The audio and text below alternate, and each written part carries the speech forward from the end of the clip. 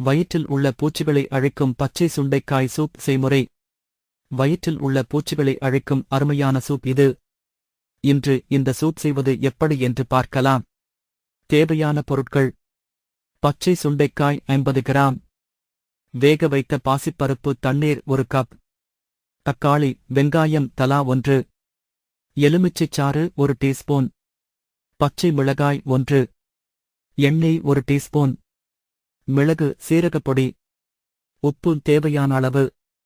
செய்முறை: தக்காளி வெங்காயம் மிளகாய் மூன்றையும் பொடியாக நறுக்கிக் கொள்ளவும். பச்சை சுண்டைக்காயை நன்கு கழுவி பின்னர் நசுக்கிக் கொள்ளவும். வாணலியில் எண்ணெய் விட்டு சூடானதும் பொடியாக நறுக்கிய வெங்காயம், தக்காளி, பச்சை மிளகாய் சேர்த்து வதக்கவும். அனைத்தும் நன்றாக வதங்கியதும் நசுக்கிய சுண்டைக்காயை போட்டு மூழ்கும் வரை தண்ணீர் விட்டு நன்கு வேகவிடவும். பிறகு உப்பு, பாசிப்பருப்பு தண்ணீர் சேர்த்து கொதிக்கவிட்டு இறக்கி மிளகு, சீரகப்பொடி, எலுமிச்சைச் சாறு சேர்த்து கலக்கி பரிமாறவும். வயிற்றுப் பூச்சிகளை அழிக்கும் அருமையான சூப் இது.